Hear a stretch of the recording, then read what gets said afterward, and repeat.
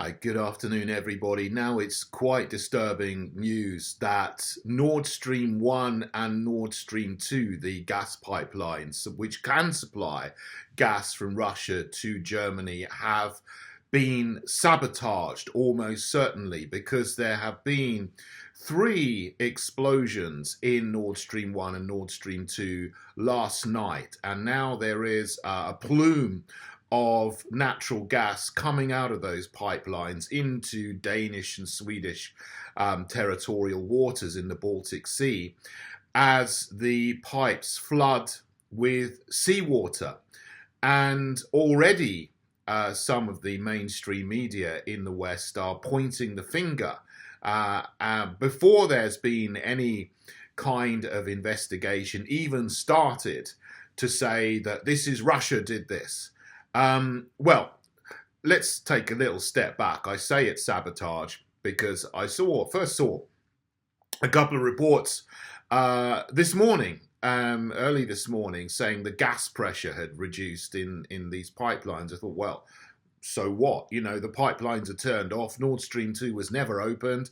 Nord Stream 1 is stopped because Russia's turned the taps off and wasn't supplying any gas through that anyway. So, what does that matter? Now we find out that there have been these explosions, and the only viable explanation for some big holes which have been cause ruptures in the pipelines, which are causing all of this gas to come out. And there's been aerial photographs of them. You can see it's a feature.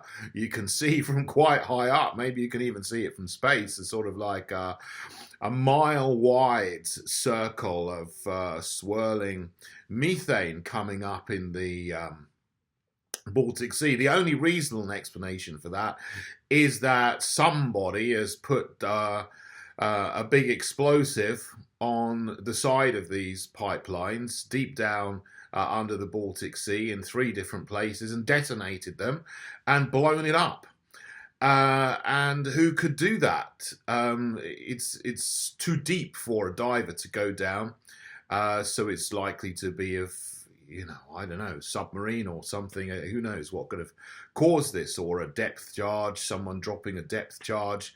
You don't expect these things to happen in the Baltic Sea, which is supposedly, a sea with no sort of maritime conflict going on. But this has happened.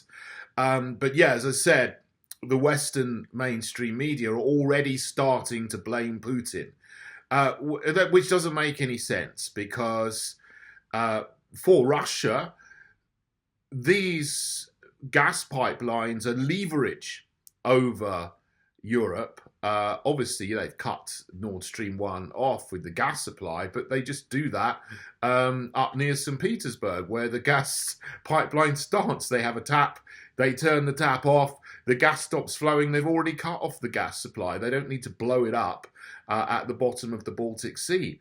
So it's a mystery who's done it, and it's very bizarre that already some people are rushing to blame Putin when, normally when something like this happens, you would have an investigation and everyone would say, well, let's calm down and let's not jump to any conclusions. Let's actually find out what's gone on before we point the finger at someone. That's what some people say in some circumstances. But in other circumstances, when it's convenient for certain narratives, people just jump in and say, it was them, when it very much wasn't likely to be Russia or Germany. They would be the two countries least likely to want to blow up this pipeline. Germany is wavering. The leaders of Germany are wandering around like headless chickens, not really knowing what to do. They want to obey the American State Department, which is full of people who literally hate Russians and want the West, the collective West, to support the Zelensky regime, which is utterly corrupt and is a playground for Hunter Biden and his mates and people like that, and for a lot of people connected with the current US government to launder their money very nicely. So they have motivation for supporting the Zelensky regime, and they don't want Russia to support ethnic Russians in the Donbass or actually remove the corrupt regime and the neo-Nazi National Socialist brigades that support them. So there's more of a motivation for them to actually do something to ever stop Germany from being able to capitulate and say, well, okay, now we're going to start trading with Russia again. We're going to start buying gas from Russia. And that would mean that Germany and other countries in Europe would then stop supporting the Zelensky regime and stop obeying the people in the US State Department that want to continue and perpetuate and prolong this conflict and escalate it into a war, regardless of whether it turns into a nuclear conflagration in a part of Europe or not.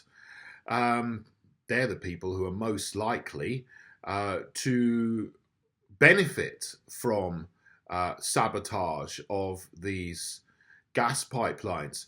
Either way, this is an absolutely huge geopolitical event, and it cannot be underestimated because this totally changes the state of play. I mean, it's not a game, of course, with a conflict going on and people's losing their lives, but it totally changes the geopolitical situation now that these pipelines are out of action and they're flooded with seawater, so they simply cannot be used. They're finished. I mean, yeah, you might be able to fix them and patch them up in a deep sea operation, and then you'd have to pump all of the seawater out of it, and then you'd have to make sure it's functioning. You know, bits of it at all both ends will be corroded. You're going to have to replace loads and loads of parts, and you know they had enough trouble getting a turbine back from Canada, one turbine that needed fixing